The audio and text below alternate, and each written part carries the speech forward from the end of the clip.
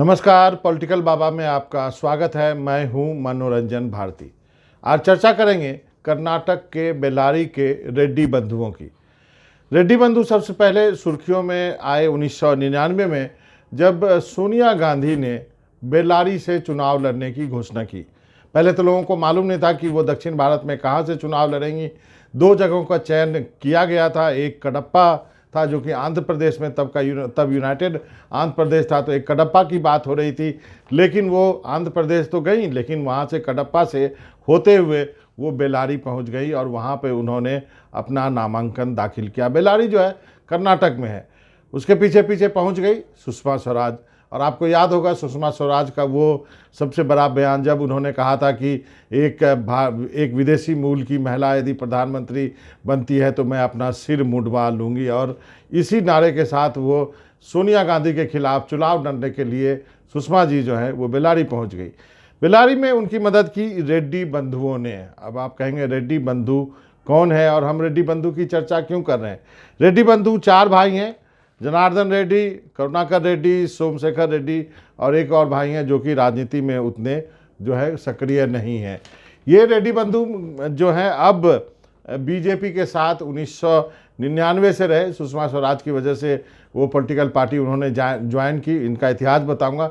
लेकिन अब उन्होंने घोषणा की है कि वो बीजेपी छोड़ रहे हैं और कहा जा रहा है कि बीजेपी छोड़ने से इसका खामियाजा जो है बीजेपी को अगले साल जो चुनाव होने वाले, अगले साल मध्य में जो कर्नाटक में विधानसभा के चुनाव होने जा रहे हैं, उसमें बीजेपी को दिक्कत हो सकती है। क्योंकि करीब बेल्लारी और आसपास के इलाकों में, क्योंकि ये माइनिंग के जो है सबसे बड़े उद्योगपति हैं, एक तरह से कहें उनके ढेर सारे धंधे हैं, लेकिन माइनिंग इनका मुख्य धंधा है। और माइनिंग में होने की वजह से ये हज़ारों लोगों को रोज़गार देते हैं।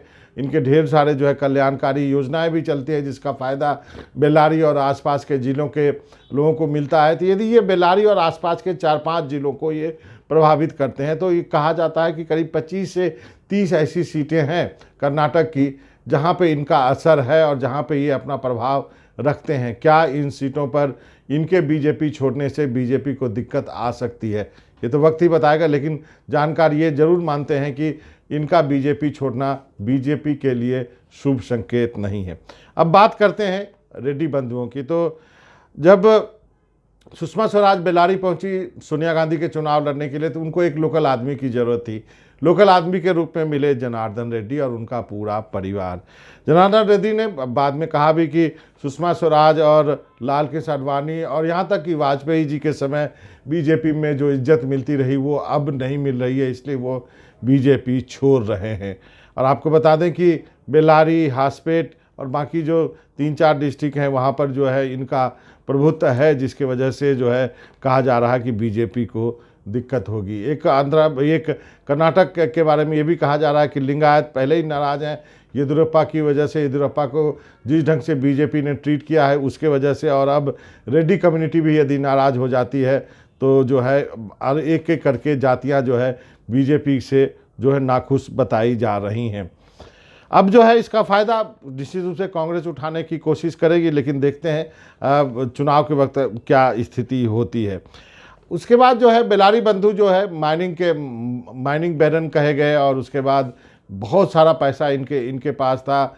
सुषमा स्वराज का आशीर्वाद इनको मिला। एक तस्वीर बहुत जो है चर्चित में रही, जब 2 रेड्डी बंधुओं के सिर पे सुषमा स्वराज ने ऐसे हाथ रख के आशीर्वाद दिया था। और उसके बाद जो है कहा गया कि उसके बाद वो लोग बीजेपी में आए। और लेकिन उनका सफ़र राजनीति में उतना अच्छा बाद में नहीं कटा। 2006 में 1999 में वो अब आ गए थे बीजेपी में। 2006 में जब कुमारस्वामी और बीजेपी की सरकार बनी, उसमें जो है श्री रामुलु जो कि रेड्डी परिवार के सबसे विश्वस्त हैं, उनको कैबिनेट मंत्री बनाया गया था। बाद में रेड्डी बंधुओं का कुमारस्वामी से झगड़ा हो गया और उसके बाद बीजेपी भी 2008 में जो है पावर से जो है अलग हो गई। और उसके बाद जब बीजेपी की सरकार बनती है तो जनार्दन रेड्डी जो है वो मंत्री बनाए गए और उनको जो है बेल्लारी के विकास यानी बेल्लारी डेवलपमेंट का मंत्रालय उनको दिया गया।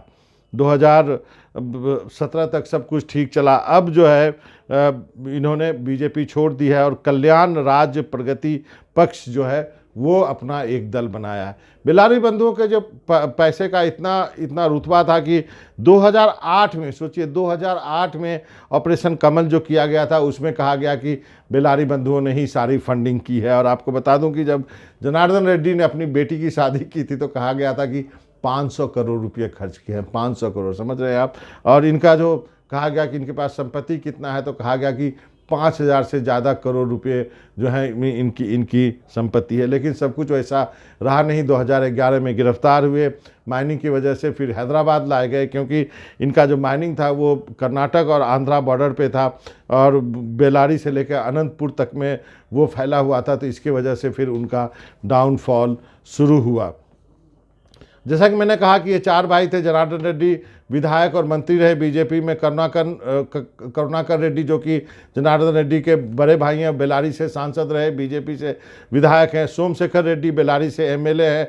रेड्डी बंधु के सबसे भरोसेमंद श्री रामुलु जो हैं वो बीजेपी से विधायक हैं और मौजूदा सरकार में समाज कल्याण मंत्री हैं। श्री रामुलु की बहन जे प्रशांता जो है 15वीं लोकसभा में बेल्लारी से सांसद रही थी। तो अब ये परिवार जो इतने दिनों तक बीजेपी की सेवा करता रहा, एक समय काफ़ी सुर्खियों में रहा, अपने पैसे की वजह से इनके पास अपना हेलीकॉप्टर होता था, इन हेलीपैड होता था और सोने पहनने का बड़ा शौक़ था। ये सारी चीज़ों का प्रदर्शन भी इन्होंने खूब किया। खासकर अपनी बेटी के शादी में एक सिंहासन कहा गया था कि सोने का बनवा करके उसको दिया गया था। बाद में जब इन पर रेड पड़ी तो सब, जाहिर है कि जब आपके दिन बुरे आते हैं तो सब छोड़ के चले जाते हैं। लेकिन उस वक्त भी ये बीजेपी में बने रहे, जेल भी गए। लेकिन अब इनको लगता है कि बीजेपी में रहने का कोई फ़ायदा नहीं है और अब ये बीजेपी छोड़ के जा रहे हैं। अब देखते हैं ये अब इनकी जो पार्टी है वो बीजेपी को कितना घाटा पहुंचाती है। और आने वाले दिनों में यदि इनकी हैसियत ऐसी रहती है कि ये यदि जो कहा जाता है कि 20-25 सीटों पर ये बीजेपी को नुकसान पहुंचा सकते हैं तो किसको फ़ायदा मिलेगा, ये आने वाला वक्त बताएगा। लेकिन कर्नाटक में जो एक फ्लैम्बॉयंट जो नेता के रूप में रेड्डी बंधुओं का नाम आया था, उसका युग जो है बीजेपी में ख़त्म हो गया है और उन्होंने एक नई पारी की शुरुआत करी है। पता नहीं राजनीति किस करवट इनको ले जाएगा और किसको नफ़ा और किसको नुकसान होने वाला है। तो पॉलिटिकल पार्टी में बेल्लारी के रेड्डी बंधुओं की यही कहानी मैं आपको बताना चाहता था। मनोरंजन भारती को इजाज़त दीजिए। नमस्कार।